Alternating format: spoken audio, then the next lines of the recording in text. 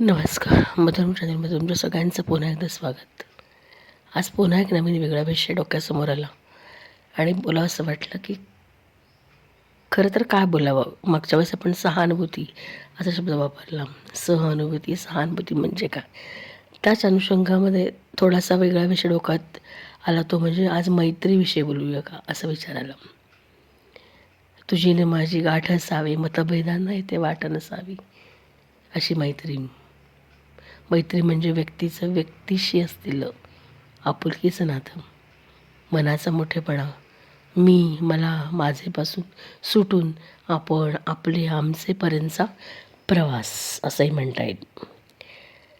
मैत्री एक वर्तन आहे, एक भावना आहे, एक जाणीव आहे, ज्याच्यामध्ये दोघांनाही तेवढाच आनंद होतो. जसे जगन्मित्र व्यक्ती सर्वांनाच प्रिय असते, अनेकांच्या मनात घर करून स्नेहाची ज्योत तेवट ठेवत राहते ती मैत्री. मग ते आप्त असू, नातेवाईक, भाऊ बहीण, ही सगळी नाती आपली घरचीच असतात. पण मैत्रीचं नातं मात्र मिळवावं लागतं, ही त्यातली वेगळी गोष्ट.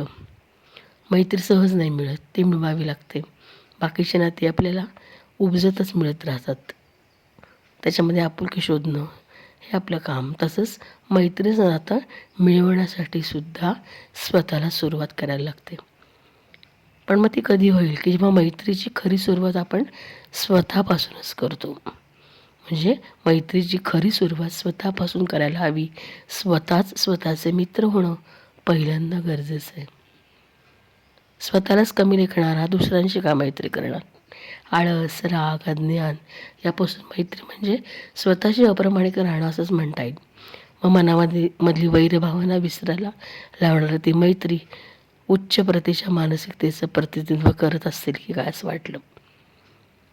जी वैचारिक दैवी पातळी दर्शवते अशी मैत्री खोलवता येते, फुलवता येते. मैत्री अशी असावी जी सुरुवातीला साथ देईलच, पण दुसऱ्याच्या दुःखानं सुद्धा व्यतीत होईल.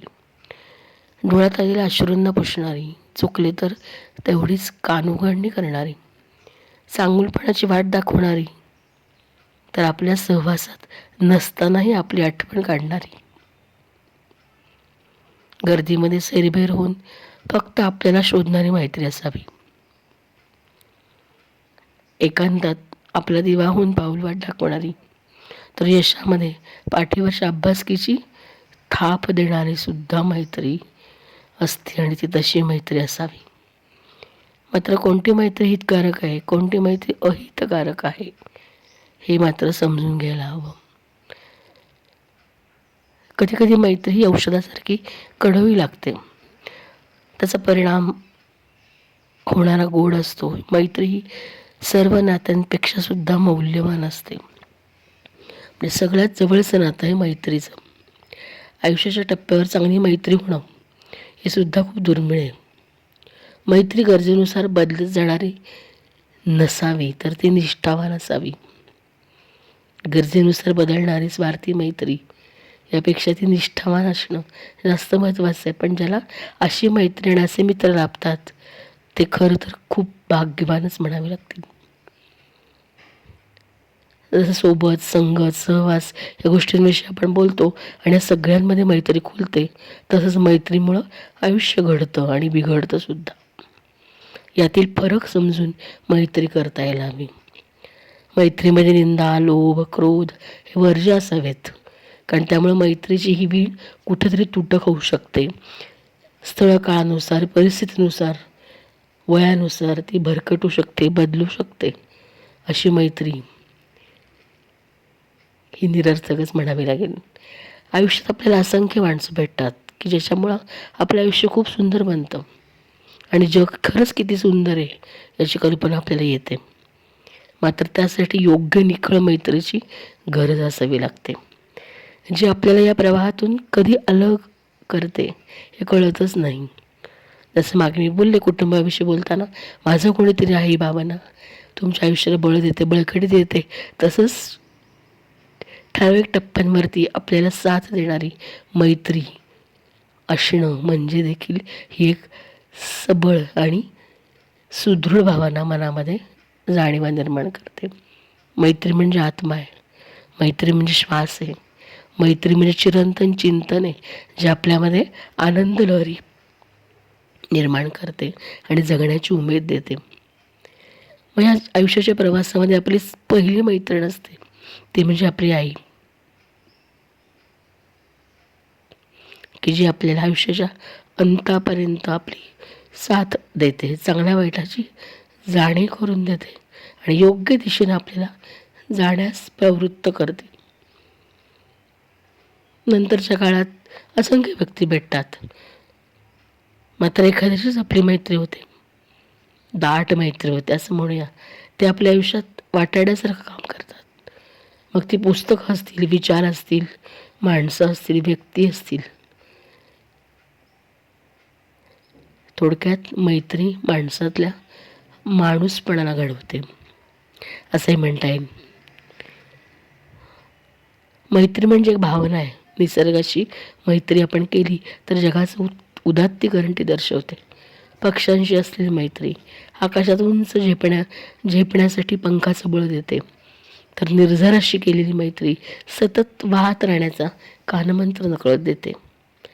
प्रवाहाच्या दिशेनं राहणं ती शिकवते. तर मनाला चिंब करणारा सैरभैर वारा आपल्याला आयुष्यात वेगाचं महत्त्व काही सांगून जातो. म्हणून कधीकधी निसर्गाशी कनेक्ट होताना या सगळ्या गोष्टींचा विचार आपल्या मनात येतो आणि नकळत आपली त्या निसर्गातल्या प्रत्येक घटकाशी मैत्री होते आणि प्रत्येकातून आपण काहीतरी शिकत जातो. निळशार निरभ्र आकाश मनाचा मोठेपणा दर्शवतं. त्यातनं काय घ्यायचं तर मनाचा मोठेपणा. पावसाची मैत्री मनाला चिंब भिजवून प्रेमभावनेशी एकरूप करायला लावते. मैत्री अनेक रूपात आपल्याला दिसते, आपल्या सतत बरोबर असते. अगदी एकांतात, एकटेपणात देखील माणूस स्वतःशी मैत्री करतो. त्या एकांताशी त्याची गूढ मैत्री जमते आणि जीवनाची अनेक क्षितिजे तो पार करून पुढे जातो. म्हणजे एकटेपणा, एकांत ही देखील एक स्वतःचीच केलेली मैत्री आहे, की जी तुम्हाला उदात्त भावनेचं गुज सांगून जाते. शब्दांची केलेली मैत्री आपली भाषा समृद्ध करते. वाचन संस्कार प्रेरणा आपण बोलतो. काव्यभावना जागृत करते. इतकी व्यापकता एका या मैत्रीमध्ये दडली आहे.